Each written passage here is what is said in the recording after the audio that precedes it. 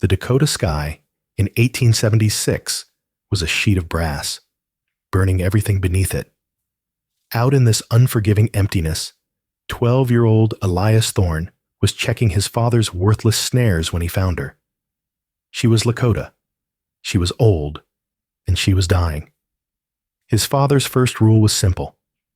You see an Indian, you run, or you shoot. But Elias saw something else, not a threat, just a grandmother. He gave her his water, a single act of mercy that would ignite a firestorm, pitting him against brutal hunters, his own blood, and a past he couldn't understand. He thought he was saving a lost woman. He had no idea he was lighting the fuse to a war. The world, for Elias Thorne, had shrunk to the width of a dry creek bed. It was 1876, and the Dakota Territory was a tinderbox of fear. The grasses were brittle. The air was the color of old rust, and the only news that traveled came in whispers of Custer, the Little Bighorn, and scalps taken. It was a bad time to be hungry, and a worse time to be alone. Elias was 12, but the sun and the silence had carved him into something older. He walked with a permanent stoop, his eyes glued to the cracked earth, searching for the slightest sign of life. His family's homestead, a grim sod house square and 30 acres of failed corn, was 5 miles back. 5 miles he was forbidden to travel. You don't go past the ridge, boy, his father, Jeremiah Thorne, had said that morning. Jeremiah wasn't a man who spoke. He issued decrees, each one chipped from a block of pure cold anger. There's nothing out there but heat and devils. You check the snares, and you come back. But the snares, like everything else Jeremiah touched, were a failure. They were empty. The rabbits were too smart, or too dead. And the hunger in Elias's belly was a living thing, a small, clawing animal. So he'd broken the rule. He'd gone past the ridge, into the broken badlands, chasing a flicker of hope. That's when he found her. She was tucked into the shadow of an eroded sandstone spire, a place that offered no coolness, only a reprieve from the direct, punishing sun. At first, she was just a bundle of faded calico and worn leather, a discarded piece of the landscape. Then the bundle moved. Elias froze. His hand instinctively went to the skinning knife on his belt. It was the only weapon he had. Run, or you shoot. But he didn't run. He watched. The bundle resolved itself into a woman. She was old, her face a beautiful, heartbreaking map of creases and lines. Her black hair, streaked with white, was unbound and matted with dirt. She was trying to dig in the dry creek bed with her bare hands, her fingers raw, chasing the ghost of water. She was Lakota. Every horror story he'd ever heard slammed into him. The settlers in Prosperity Creek, the nearest town, spoke of the Lakota as if they were demons, not people. They were red devils, hostiles, scalp takers. His father called them the stone in your boot. You pull it out, or it lames you. This woman didn't look like a devil. She looked like his own grandmother before the consumption had taken her. She hadn't seen him. She was muttering, a low, rhythmic chant that was lost in the dry wind. Elias stayed behind the rock, his heart hammering against his ribs. He could just leave. He should just leave. She was not his problem. She was, in fact, the definition of not his problem. Then she collapsed. It wasn't a fall. It was a surrender. She just folded. Her digging hands stilled. A sound, half cough, half groan, escaped her. Elias's decision was made not by his head, but by his feet. They carried him out into the open. The woman's head snapped up. Her eyes, milky with cataracts and dehydration, found him. There was no fear in them, just a vast, exhausted emptiness, He stopped 10 feet away. He held his hands up, palms out, the way his father did with a spooked horse. I ain't, he stammered. I mean no harm. She just stared. She didn't understand the words. Elias unslung his canteen. The metal was hot. Inside, less than a half pint of stale, alkaline water sloshed. It was all he had for the 5-mile walk home. He uncorked it. The pop of the cork was cannon loud in the silence. He edged closer, holding the canteen out. Her eyes, which had been dull, sharpened. She didn't look at the canteen. She looked at him. She was reading him, sizing him up, deciding if this small, pale creature was a threat or a fool. Water, Elias said, pointing from the canteen to his mouth. Water. He set the canteen on the ground between them and backed away. For a long minute, she did nothing. Elias felt the sun trying to drive him into the ground. Then, with a slowness that pained him to watch, she crawled forward. Her hands, caked with dried blood and dirt, trembled as she reached for the canteen. She brought it to her lips and drank. She drank with a desperate, shuddering thirst, the water spilling down her chin and onto her chest. When it was empty, she held it for a moment. Then carefully, with a strange dignity, she set it back on the ground. She looked at him. Her gaze was no longer empty. It was sharp. It held him. Then she spoke. One word, soft as dust. Paha Sapa.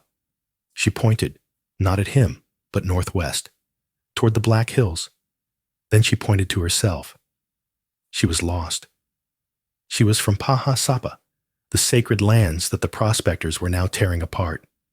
A new cold fear replaced Elias's hunger. She wasn't just lost. She was an enemy, miles inside settler territory, at a time when the army was scouring the plains for any Lakota they could find. Helping her wasn't just kindness. It was treason. She tried to stand, using the rock spire for support. Her legs buckled. Run, Elias. His father's voice was a roar in his head. She fell, and Elias, damning himself, ran forward and caught her. Her skin was like hot paper.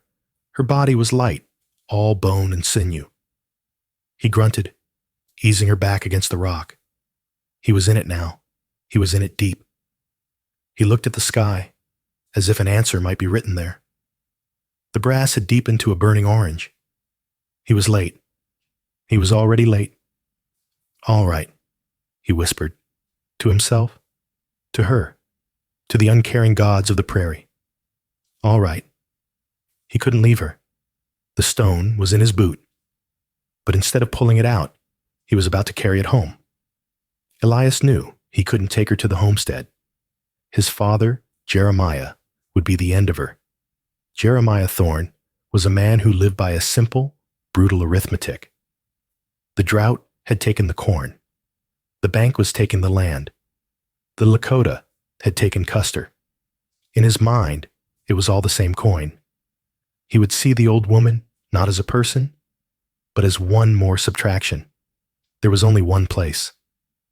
The dugout, an old trapper's hovel from decades past, dug into the side of a canyon 2 miles south, hidden by a curtain of scrub oak. It was Elias's only secret, the one place his father's anger couldn't reach him. We have to walk, Elias said, knowing she wouldn't understand. He crouched, put his arm under hers, and pulled her up. She was light, but she was dead weight. Her legs wouldn't hold. The walk was a nightmare. He became her crutch. They moved 10 feet at a time. He would support her. She would gasp and shuffle, and then they would collapse against each other. The sun baked them. The silence was absolute, broken only by her ragged breathing and the scrape of their boots on the stone. She didn't complain. She didn't moan.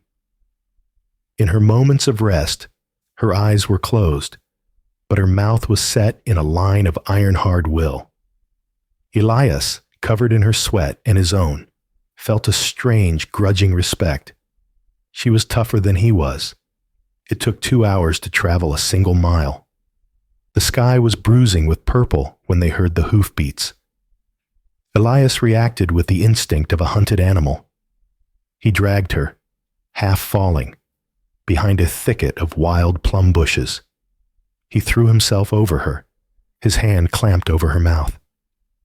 "Be still," he hissed. She didn't fight him. She went utterly, perfectly still, vanishing beneath him. 2 riders appeared on the ridge above them. They weren't soldiers. They were worse. Elias recognized them instantly. The first was Silas Cade, a man who'd made a name for himself in the saloons of Prosperity Creek. Cade was a prospector, a scout, and, it was whispered, a bounty hunter. He collected scalps, and he wasn't particular about whether they were Lakota, Cheyenne, or Pawnee. He was a tall man, all whipcord and leather, with a face that looked like it had been left out in the sun too long. The man beside him was his shadow, Abel Fletcher. Fletcher was a big, slovenly man who always seemed to be smiling, even when he was doing Cade's dirty work. They weren't moving fast. They were tracking. "Nothing," Fletcher said, his voice carrying in the still air. "Told you, Silas. Nothing this far south." Cade didn't answer. He reined in his horse, a big roan, and scanned the landscape. His eyes, small and black as beads, seemed to linger on the very thicket where Elias and the woman hid. Elias could feel his heart trying to escape his chest. He pressed his face into the dirt, smelling the alkali. "She's old," Cade said, his voice a low rasp. "But she's his. That's what matters. The army'll pay for his kin." Fletcher spat a stream of tobacco. "Army ain't paying what you want. A ransom now. That's the play." "Shut up, Abel," Cade said, not unkindly. "You ain't built for plays. You're built for hauling." Cade dismounted. He walked to a patch of ground not 20 feet from them. He crouched. Elias could see him clearly now. Cade had a knife in his hand. He wasn't skinning. He was examining. He picked up a stone, looked at it, and tossed it away. He was looking for signs. He's tracking her. Elias realized, with a jolt of ice water fear, they were the ones she was running from. Cade stood up and wiped his hands on his pants. "She came this way. She's weak, and she's on foot. She can't have gone far." He looked directly at the plum thicket. Elias felt the old woman beneath him tense. She knew. For a full 30 seconds, Silas Cade stared at their hiding spot. Elias Thorne stopped breathing. He was 12 years old, and he was about to be murdered. He knew it. Then Cade did a strange thing. He smiled, a thin, humorless crack in his leather face. "Come on, Abel," he said, swinging back onto his horse. "Let's check the canyon. Only place to hide. She'll be there, or she'll be dead." "What if she's dead?" Fletcher asked. "Then we'll be disappointed," Cade said. They rode off, their horses' hooves clicking on the rock. They were heading straight for the dugout. Elias didn't move for 5 minutes. He lay in the dirt, the woman's hair in his face, his body shaking so badly he was afraid he'd be sick. The woman beneath him pushed him. A weak but insistent shove. He rolled off. She was looking at him. Her eyes were sharp again. She knew they'd been hunting her, and she knew that he knew. She pointed in the direction Cade had gone. Then she made a slashing motion across her throat. "I know," Elias whispered. "I know." He couldn't take her to the dugout. Cade was going there. He couldn't leave her here. Cade would find her. He had only one option. The one place he'd sworn he'd never take her. He had to take her home. The decision was catastrophic. It was wrong. It was the only one he had. We have to go to my home. My house, he said, gesturing wildly. She understood. She nodded, and with a strength he hadn't seen yet, she used him to pull herself to her feet. The immediate, clear-cut danger had given her a new, brittle energy. They didn't go back toward the creek. That was the path Cade would expect.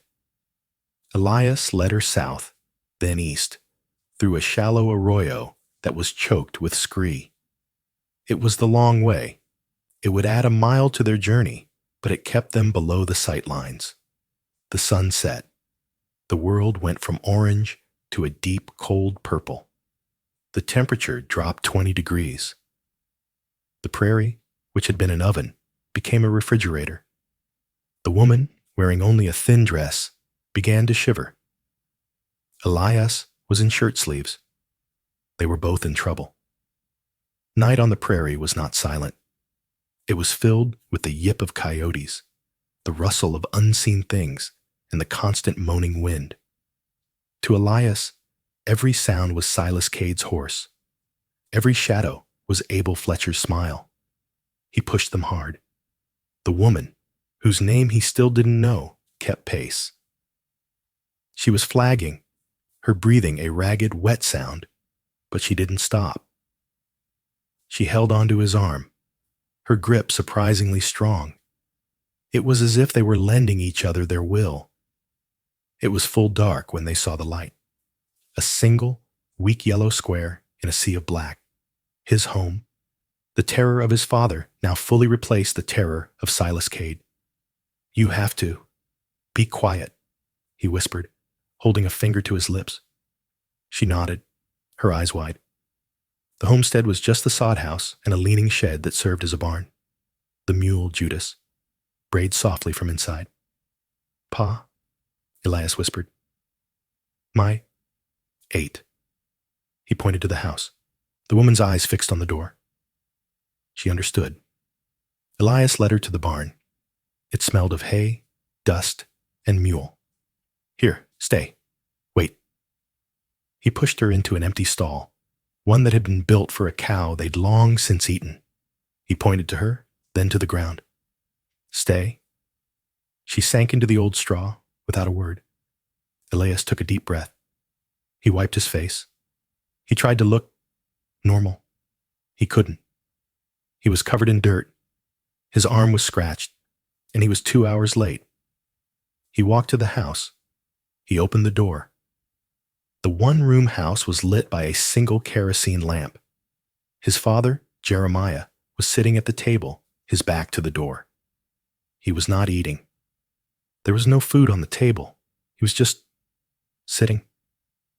"You're late," Jeremiah said, without turning. "The snares were empty," Elias said, his voice cracking. He stayed by the door. "I told you not to go past the ridge." I know. I thought I saw a rabbit." Jeremiah turned.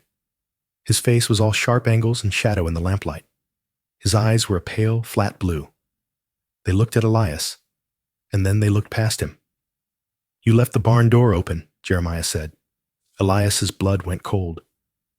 I just came from there, checking on Judas." "You ain't checked on Judas in a year," his father said, standing up. He was a big man, stooped by work, but still powerful. "You're lying, boy, and you're a bad liar." Jeremiah walked past him. Elias wanted to say something, to stop him, but the words wouldn't come. His father strode across the small yard and into the black square of the barn. Elias heard a muffled shout. He heard the bray of the mule, and then his father came back out, dragging the old woman by the arm. He threw her on the ground at Elias's feet. "This," Jeremiah Thorne hissed, his voice trembling with a rage so profound it was almost silent. "This is what you bring home? This is the devil you bring to my door?" The woman lay on the ground. She was not fighting. She was just looking. "Pa, she was hurt. She was lost. Cade." Silas Cade is hunting her. Cade? The name hit Jeremiah like a slap. The rage flickered, replaced by a raw, naked fear. You bring Cade's trouble here? To my house?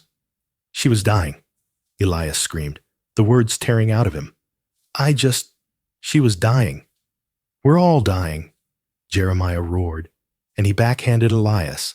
The force of it sent the boy sprawling into the dirt next to the woman. We are all dying, boy, but we don't invite the Reaper in for supper? Jeremiah looked at the Lakota woman. She looked back at him. Pa, please. Elias sobbed, tasting the blood in his mouth. Get in the house, Jeremiah said, his voice dead. Pa, get in the house. Elias scrambled to his feet and ran inside. He hid by the cold stove, shaking. He heard his father go back into the barn. He heard the scrape of a shovel.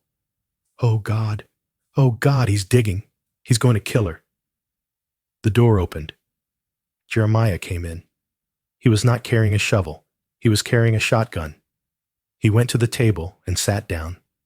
He put the shotgun on the table, pointing at the door. He looked at Elias. She's in the barn, he said, his voice flat. I gave her the horse blanket. She's sick. She's coughing. Elias stared, confused. I bolted the door. From the outside, Jeremiah said. Cade comes. He'll find her in there. He won't come in here. He'll get what he wants, and he'll go. Elias realized his father wasn't saving her. He was containing her. He was making her a neat package for Silas Cade. But she'll be cold, Elias whispered. She's Lakota, Jeremiah said. They're used to it. He turned back to the door, shotgun in hand. You, he said. You're on watch. You sit at the window. You see Cade.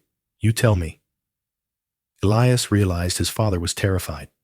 He wasn't angry anymore. He was just scared. But Jeremiah had missed something. Something Elias, in his panic, had noticed. When he'd come in, his father, who had a nose like a bloodhound, had said, You left the barn door open.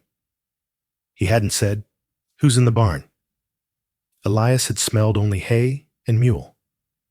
But his father had smelled something else. Elias went to the window. He looked out at the blackness. He remembered what his father had said at the dugout. You smell a smoke, but there ain't no smoke. The woman, in the barn, had the scent of a campfire on her, a faint, lingering wood smoke. Jeremiah hadn't just suspected. He'd known. He'd been sitting at the table, shotgun in hand, waiting for his son to bring the devil home. The next 3 days were a new kind of hell. It was a silent siege. Outside, the world was empty. Silas Cade did not appear. The brassy sky remained empty. Inside the house, a different war was fought. Jeremiah sat at the table, the shotgun never more than an arm's length away. He and Elias did not speak. They ate their cold cornmeal in silence. The house was thick with unspoken words, with fear and accusation. Elias was living a double life. His father, in a small, strange act of what might have been mercy or just practicality, had given Elias the key to the padlock on the barn. She's your problem, he'd said. You feed her. You water her. But she does not. Come. Out. So twice a day, Elias would steal. He would take a portion of his own meager food, a scoop of cornmeal, a strip of hard jerky, and a cup of water from their precious barrel, and he would go to the barn. He'd unlock the heavy padlock, slip inside, and lock it behind him. The old woman was in the stall, huddled under the horse blanket. She was sick. The wet, ragged breathing he'd heard in the arroyo had become a deep, barking cough that shook her entire frame. She had a fever. Her skin was burning, but she shivered. On the first day, he'd set the food and water down and retreated. On the second day, she hadn't touched it. The cup was full, the cornmeal dry. He approached her.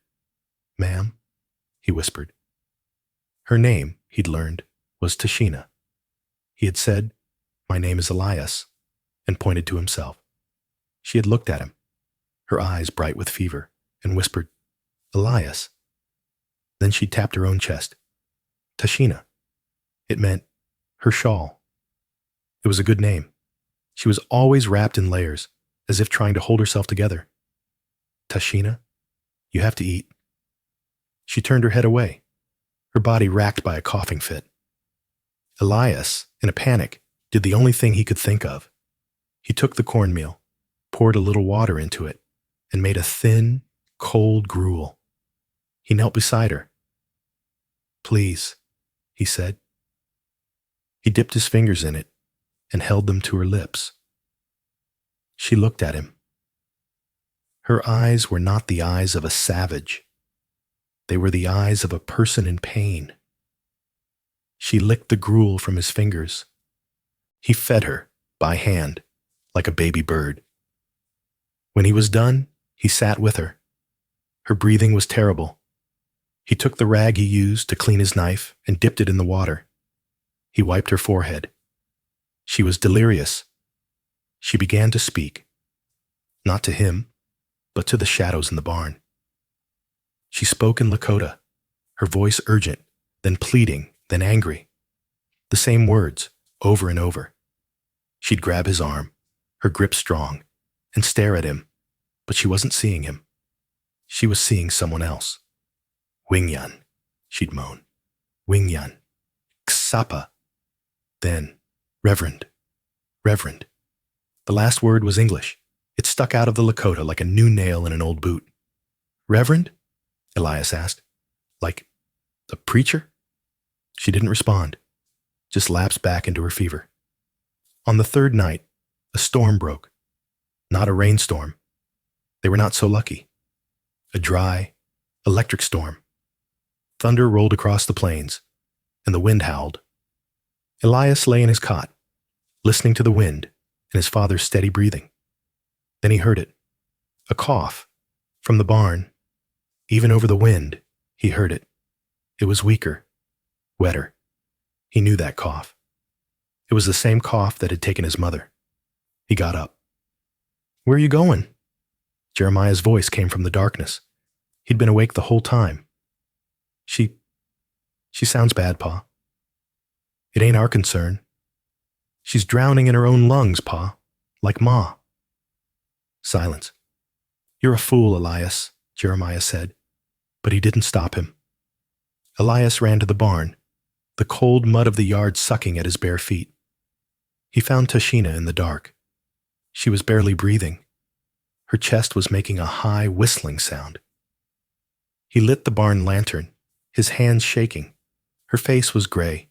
He was going to lose her.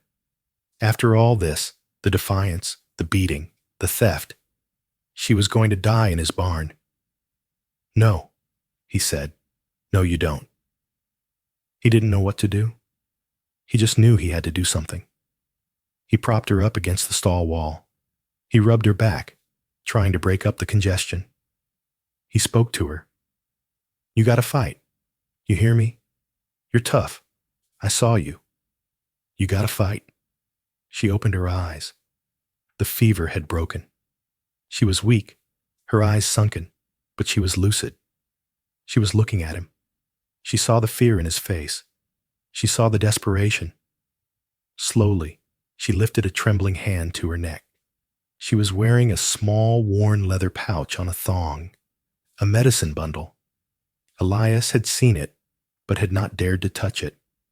Her fingers fumbled with the knot. "Here," he said, and he used his skinning knife to cut the thong. She took the pouch and pressed it into his hand. Her hand was hot, but his was shaking. No, this is yours," he said. She shook her head. A small, firm gesture. She pointed to the pouch. Then she pointed to his chest. Then to her own. It was not a gift. It was a trade. A life for a life. A bond. Then she did something stranger. She pointed out, past the barn door, toward the east. toward Prosperity Creek. She began to draw in the dirt floor of the stall. Her finger was weak, but her lines were certain. She drew a long, winding line, a river, the Prosperity. She drew a small square, a town, and in the middle of the town, she drew a T shape, a cross. She put a triangle on top of it, a church. Reverend, she whispered, her voice a dry rasp. Elias stared. The woman Silas Cade was hunting, the woman his father called a devil, was not trying to get back to the Black Hills. She was trying to get to a church. Before he could process this, the barn door flew open with a crash. The wind howled in, blowing out the lantern. "I told you," his father roared, silhouetted against the stormy sky. "I told you, you foolish boy."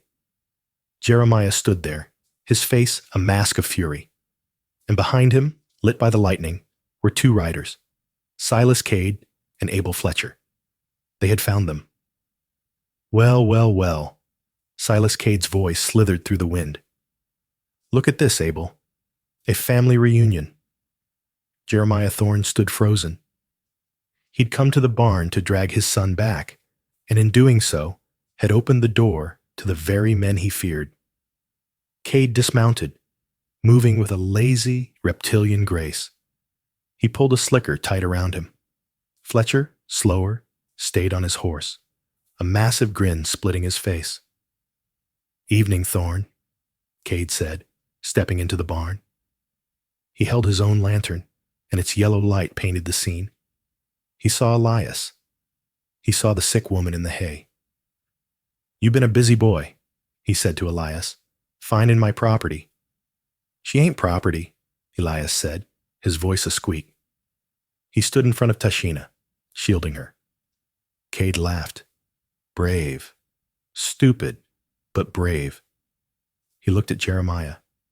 "This is your get? Seems you raised him soft, Thorne." "What do you want, Cade?" Jeremiah said, his voice flat. He still had the shotgun, but it was hanging by his side, the barrel pointed at the ground. "What's mine, of course," Cade said. He gestured to Tashina. "Her." "Then take her and go," Jeremiah said. "This is my land. My boy made a mistake." "Oh, it's a mistake, all right," Cade said. He walked deeper into the barn, his boots sinking into the muck. He looked around. A mistake to hide her, a mistake to feed her. He nudged the empty gruel cup with his toe. "And a big mistake to let me find you doing it." "We weren't doing nothing," Jeremiah said. "He found her. He locked her in here. We was waiting for the army." Cade smiled. "The army. That's a good one." "You know, Thorne, I don't believe you." He snapped his fingers. "Abel, check the house. See if they got any more strays." "You can't," Jeremiah began. "I can," Cade said, his voice dropping. "I can do whatever I want. I can ride into Prosperity Creek and tell Sheriff Brody that Jeremiah Thorne is harboring hostile Lakota. That you're sympathizers. You think Custer's boys are angry. You ain't seen angry. They'd burn this sod house to the ground with you and the boy inside." Jeremiah's hand tightened on the shotgun. He was trapped. Abel Fletcher lumbered into the house. They could hear him. The crash of a pot. The sound of a chair being kicked over. "He's clumsy," Cade said, as if apologizing. "Now, you are going to give me the woman." "I said take her," Jeremiah said.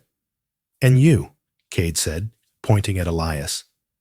"You're going to give me that thing around your neck." Elias's hand flew to his chest. He'd tied the thong of the medicine pouch around his own neck. "It's mine," Elias said. Cade's eyes narrowed. "Nothing is yours, boy. Not on my watch." "It's just herbs," Elias lied. Cade took a step. Jeremiah raised the shotgun. "That's my son. You leave him be." The standoff was absolute. Cade wanted the woman. Jeremiah, it seemed, was willing to give her. But Elias, Elias was his. Fletcher came out of the house, holding a half-eaten loaf of their stale bread. "Nothing in there, boss, 'cept weevils." "All right," Cade said, making a decision. "A shame. Would have been easier." He looked at Elias. "Here's the problem. You complicate things. You're a witness. You saw me tracking her. Now you see me collecting her." "He won't say nothing," Jeremiah said, his voice desperate. "He's just a boy." "He fed her," Cade said. "He touched her. He's compromised. He's an Indian lover, Thorne, and that's a sickness, just like the one she's got." Cade pulled his pistol, a Colt, dark and heavy. He did not point it at Jeremiah. He pointed it at Elias. "Drop the shotgun, Thorne." Jeremiah looked at the pistol aimed at his son. He looked at the sick woman, who was watching with wide, terrified eyes. He looked at the shotgun in his own hands. "I can't," Jeremiah whispered. "Then your boy dies," Cade said. "And then you die, and I take the woman anyway. I don't mind the extra work." "Pa," Elias whimpered. "It's just a woman," Jeremiah said, his voice breaking. "She's just an old woman." "She's a ticket," Cade hissed. "She's worth more than this whole rotten farm. Now drop it." Jeremiah Thorne let the shotgun fall into the mud. "Good," Cade said. "Abel, tie the old man up." "No," Elias shouted. "And tie the boy up too," Cade said, smiling. "We're going to have a little chat. Back in the house. It's too wet out here." Cade walked over to Tashina. She was coughing, a terrible racking sound. "Don't you die on me, grandmother," Cade whispered, hauling her to her feet. "You're no good to me dead." He shoved her toward the door. "Inside. All of you." As they were herded into the small, dark house, Cade turned to Fletcher. "Abel, light the barn." "What?" Fletcher said, surprised. "Light it. It's cold, and I don't like witnesses. Even the mule." "Pa, no!" Elias screamed as Fletcher, grinning, pulled a torch of hay from the stall. "You," Cade said, shoving Jeremiah into his own chair, "are gonna watch your world burn. And then you're gonna tell me why this specific Lakota woman is so important." He tapped the medicine pouch, which he'd ripped from Elias's neck. "You're gonna tell me what the Reverend wants with her." The house filled with the smell of kerosene as Cade sat at their table, cleaning his nails with his knife. He had them. He had them all. The heat from the burning barn was immediate. The small sod house, which had always been cold, was suddenly stiflingly hot. The thick prairie grass that made up its roof began to smoke. "Judas," Elias whispered. He could hear the mule screaming. It was a terrible human sound. "Shut up," Cade said. He was sitting at the table, Elias's medicine pouch in his hand. He hadn't opened it. He just held it. Jeremiah Thorne was tied to his chair, his face a mask of stone. He was watching his barn burn, his mule die. His life's work, meager as it was turning to ash. Abel Fletcher stood by the door, the heat from the fire making his face sweat. "Boss, the roof, it's sod, you idiot. It'll smolder, it won't catch. Not for a while." Cade's attention was on Tashina. She was slumped on the floor in the corner, her hands tied. The smoke and the heat were making her cough. Each gasp was a knife. "All right, grandmother," Cade said. "I'm tired of this. I know who you are. You're Tashina Stone, the White Eye Shawl. You're married to the good Reverend Michael Stone down at the Prosperity Creek Mission." Elias stared. Stone? Married? The mystery of the church steeple, the word reverend, it all clicked. She wasn't a wild Indian. She was a citizen. "You were up in the hills visiting your people, weren't you?" Cade said, nudging her with his boot. "Visiting the victors. Then the army started cracking down and you got lost. You got separated. And your good husband, the Reverend, he's posted a reward. A big one. Not for his Lakota wife. Oh no. But for a member of his congregation. Discreet. Tashina said nothing. She just glared. But here's the problem, Cade continued. A reward is one thing. A ransom is faster, and I get to set the price.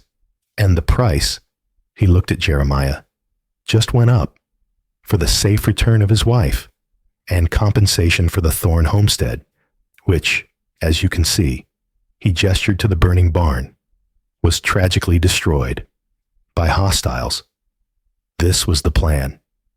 He was going to ransom Tashina and frame her own people for the destruction. You're a demon, Jeremiah whispered. I'm a businessman, Cade said. But I got a loose end. He looked at Elias. Him. He knows. He heard. He's a boy, Jeremiah roared, straining against the ropes. He's a witness, Cade said simply.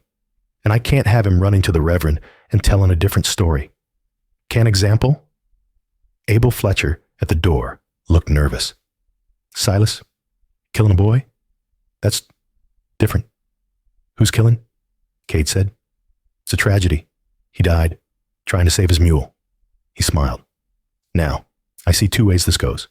One, I kill the boy and the old man. I take the woman. Clean. Or, Jeremiah said, his voice hoarse. Or, Cade leaned forward. You've been a thorn in my side, Thorne. You and your failed farm. But I like a man who stands up, even if he's stupid. You want to save your boy? What do you want? A trade. Not my life for his, her life for his. Cade pointed the Colt at Tashina. Elias didn't understand. What? Cade, no, Fletcher shouted. Shut up, Abel, Cade snapped. This is a cleanup. I kill her. I tell the Reverend she was dead when I found her. Killed by the hostiles who burned this place. I get the reward, but it's smaller. But I have no witnesses, and I'm not a kidnapper. I'm just a sad messenger. He was going to kill her, right here. Pa, don't let him, Elias cried. Cade cocked the hammer. The click was the loudest sound in the world. She's a sick old woman, Cade said. It's a mercy. He leveled the gun at Tashina's head. Wait. Jeremiah's voice was a croak. Cade paused. Wait for what? You shoot her, Jeremiah said, his eyes squeezed shut. You shoot her. You let my boy go. You give me your word. Pa, no, Elias screamed. He'd done all this to save her. And now his father was trading her life for his. Tashina looked at Jeremiah. She knew what was happening. She closed her eyes. Cade smiled. Your word, he said to Jeremiah. As a businessman, I kill her. I take Fletcher, and we ride. You and the boy, you're just victims. We never saw you. Do it, Jeremiah said. No. Elias lunged, his hands tied. He threw himself at Cade. Cade grunted, surprised. He shoved Elias off, but the boy's lunge had done two things. It had knocked Cade's arm, and the gun went off. The shot was deafening. The bullet went wide into the sod wall, and it knocked the medicine pouch from Cade's hand. It skittered across the floor, breaking open. It didn't contain herbs. It contained a small, polished geode and 3 heavy, shining $20 US gold coins. Everyone froze. Cade stared at the coins. He looked at Tashina. He looked at the coins. She wasn't just a missionary's wife. She was rich. You. Cade's voice was a mix of awe and fury. You were holding out. His entire plan, the ransom, the reward, it was all chump change. She had money. He raised his gun, this time not at her, but at Jeremiah. You cost me. Before he could pull the trigger, Tashina moved. She had been working at her bonds. She wasn't free, but she was ready. She screamed. A high, ululating sound that was not a sound of fear. It was a war cry. And she threw herself, not at Cade, but at the single lantern, the only light in the room. The house was plunged into total darkness, lit only by the red, pulsing glow of the burning barn outside. "Abel, the door!" Cade roared. Shots. 2. Blind. Elias felt a searing white-hot pain in his left arm. He'd been hit. He screamed. "Elias!" his father roared. In the chaos, Elias heard a thud. He heard Cade curse. The door flew open. Abel Fletcher was silhouetted. "Silas, the roof is coming down." Elias could see it. The rafters were on fire. Cade grabbed something. "Let's go." He ran out. Fletcher followed. They were gone. "Pa! Pa! I'm hit!" Elias cried. "I'm here." Jeremiah's voice. He was still tied. "The knife. On my belt. Get it. Cut me." Elias, his left arm, useless and bleeding, crawled to his father. He fumbled for the knife. He cut the ropes. Jeremiah grabbed his son. He looked at the arm. "It's a graze. It's bad, but it ain't killing." He looked for Tashina. She was gone. The old woman, she must have run. When Cade, Jeremiah looked at the floor. The gold coins were gone. But so was Cade's pistol. It had been knocked from his hand. And Tashina, in the dark. "She didn't just run, boy," Jeremiah said, a strange awe in his voice. "She disarmed him." The roof groaned. "We're leaving," Jeremiah said. He grabbed his son, threw him over his good shoulder, and ran out of the burning house into the dying storm. They had nothing. No house, no barn, no mule. But they were alive. And Tashina was gone. The week that followed was a fever dream. Jeremiah and Elias were refugees on their own land. They lived in the root cellar, a dark, damp hole that had survived the fire. The homestead was a patch of smoking, blackened earth. Elias's arm was infected. Jeremiah, a man who had only ever known how to break, was now forced to mend. He used the last of their whiskey to clean the wound. He tore his own shirt for bandages. He sat with Elias in the dark, dark cellar, spoon-feeding him watered-down cornmeal he'd salvaged from a half-burnt sack. Elias was delirious. He kept calling for Tashina. "She's gone, Pa. Cade, he'll find her." "Hush, boy," Jeremiah would say, his voice rough. She's tougher than she looks. She's got gold." Jeremiah was a changed man. The fire had burned the bitterness out of him. All that was left was a quiet, exhausted care. He had traded an old woman's life for his son's, and she, in an act of impossible courage, had saved them all. The debt was suffocating. "She saved us, Pa." "Aye," Jeremiah said, staring into the dark. "She saved us." On the 8th day, Elias's fever broke. He woke up, his arm throbbing, but his mind clear. He heard a sound he hadn't heard in months. It was a wagon, a heavy one, its wheels creaking. Jeremiah grabbed the shotgun, now pitted and warped from the fire. He climbed the cellar steps. "Stay here." Elias didn't. He followed. They emerged into the bright, pitiless sun, and they froze. Lining the ridge, the same ridge Elias had been forbidden to cross, was a procession. It was not a war party. It was not the army.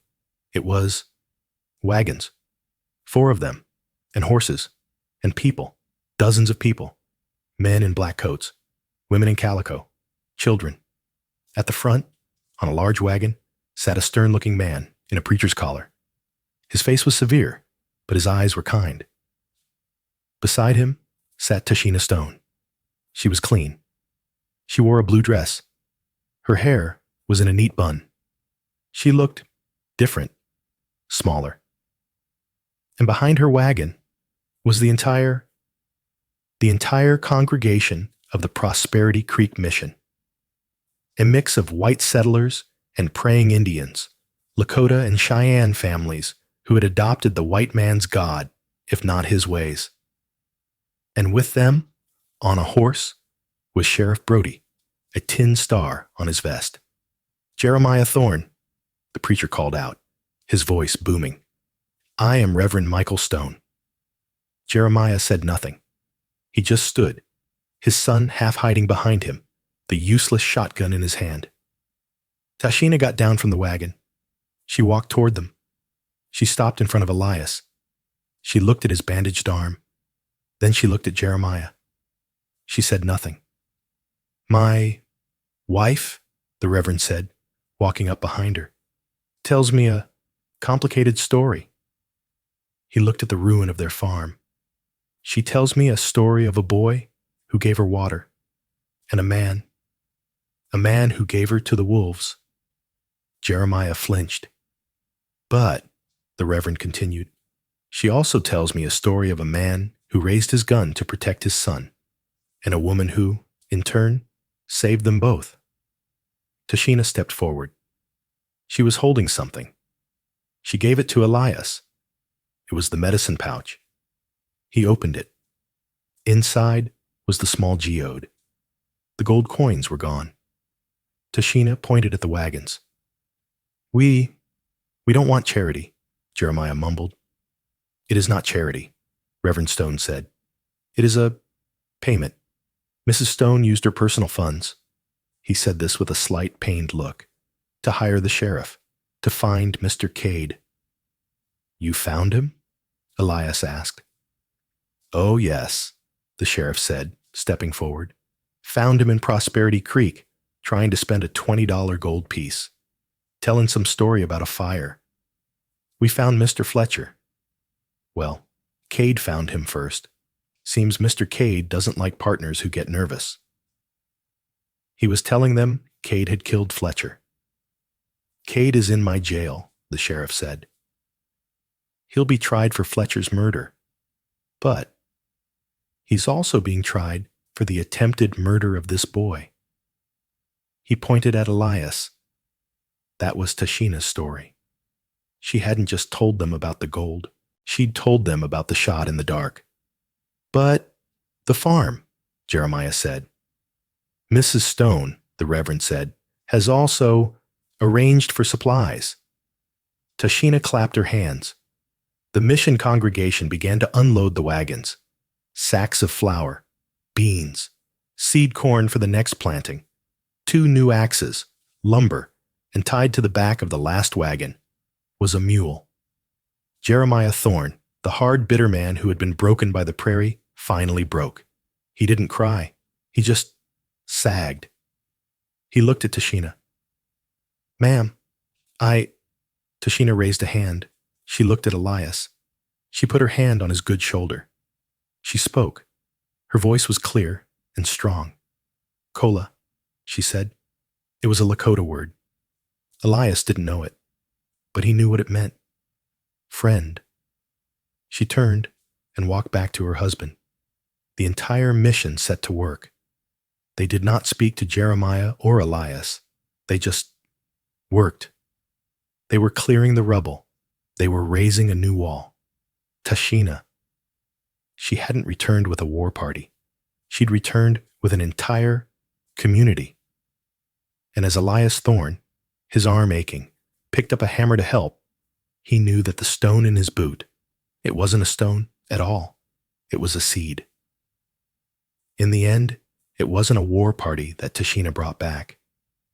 It was something far more powerful. She returned with the entire community she had built, a bridge between 2 worlds, a group of people who knew that survival wasn't about fighting, but about rebuilding. The line between savage and civilized wasn't just blurry, it was a lie. True strength wasn't in Jeremiah's shotgun or Cade's cruelty. It was in a boy's act of kindness and in a grandmother's unshakable will. This is the real West. Not just a story of guns and gold, but a story of human hearts, debt, and the moments that define us. If this story moved you, you know what to do. Hit that like button, share this with someone who needs to hear it, and most importantly, subscribe to the channel. We have so many more stories to tell.